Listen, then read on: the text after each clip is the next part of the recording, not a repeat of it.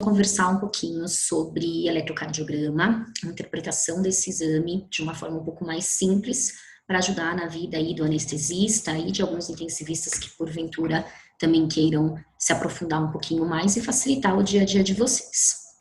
Então, eu tenho formação em cardiologia, eu trabalho com cardiologia já há 7 anos, mas antes disso, por 5 anos, eu trabalhei com intensivismo. Então, eu sempre senti essa dificuldade na hora de uma tomada de decisão, de uma avaliação mais rápida, dos colegas conseguirem interpretar o que é anômalo, o que a gente pode não medicar e com o que a gente realmente precisa se preocupar. Então, a ideia aqui é que a gente facilite a vida de vocês, a gente facilite essa interpretação, e torne aí mais prazeroso e mais rápido o trabalho de vocês também, tá bom?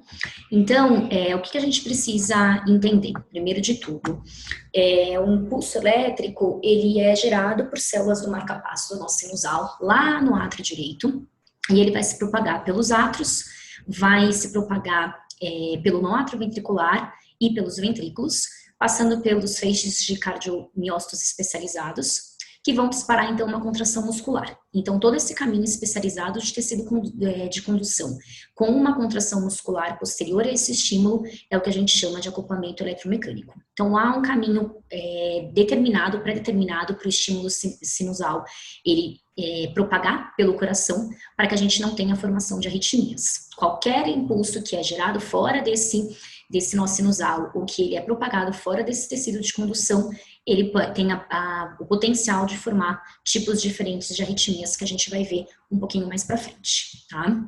Então, aqui, de uma forma mais simples, o que a gente forma, como é formado esse tecido de condução? Então, aqui no átrio direito, a gente tem o nó sinusal, que é onde todo o estímulo normal, todo o estímulo fisiológico elétrico do coração é formado nessa região e se propaga de forma concomitante para o átrio direito e para o átrio esquerdo.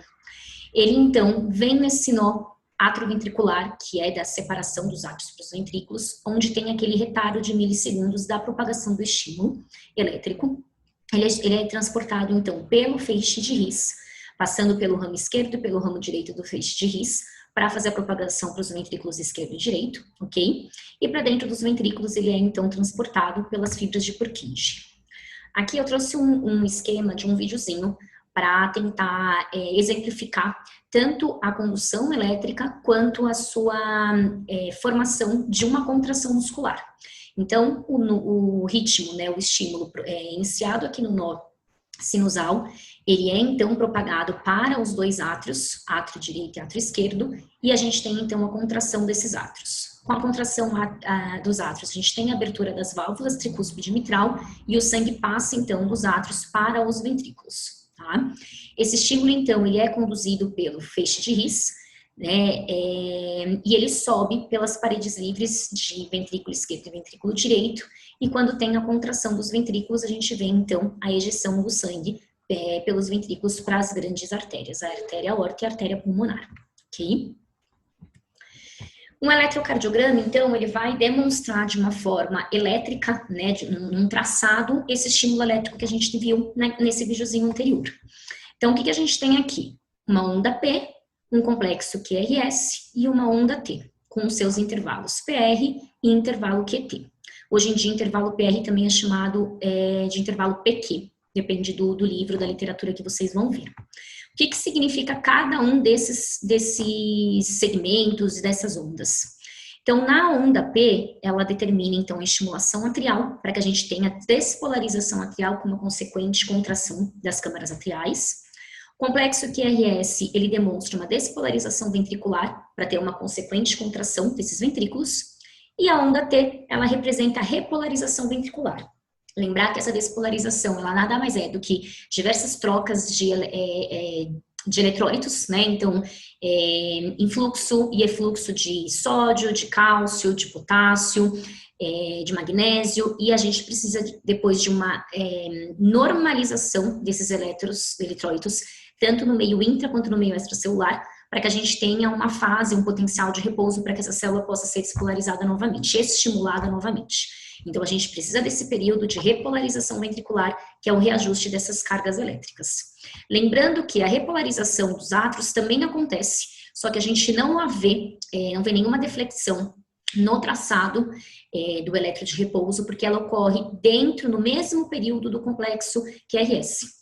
Como o complexo QRS, ele é um complexo mais amplo, porque ele é proveniente de uma carga, de uma massa miocárdica maior que a massa dos ventrículos, a gente acaba não enxergando a deflexão da repolarização atrial, mas a gente sabe que ela existe, tá? A gente tem, então, o intervalo também PR, que é aquele retardo de milissegundos de propagação do estímulo dos átrios para os ventrículos, ali no nó atrioventricular, e a gente tem um intervalo QT, quando acontece também a contração do ventrículo, para que depois a gente tenha a repolarização ventricular, tá? Aqui a gente tem um esquema, num passo a passo, de como acontece essas alterações elétricas com as funções mecânicas do coração. Então, lá no começo, no nó sinusal, a gente tem, então, uma despolarização atrial e a gente começa a ver a formação da onda P, tá? A gente tem a finalização da formação da onda P, quando esse estímulo ele propaga, então, para os dois átrios, né? Sai do nó sinusal e propaga para os dois átrios.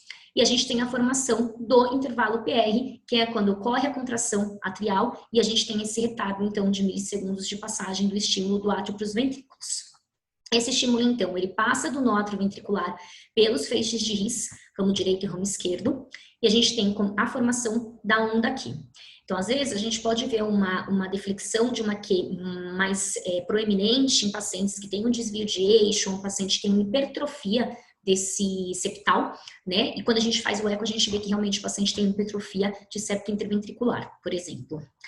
Esse estímulo, então, ele chega ao ápice do coração e ele começa a subir as paredes livres de ventrículo esquerdo e direito, e a gente tem, então, a formação da onda R, uma onda mais ampla de todo o traçado, exatamente pela massa miocárdica ali do ventrículo.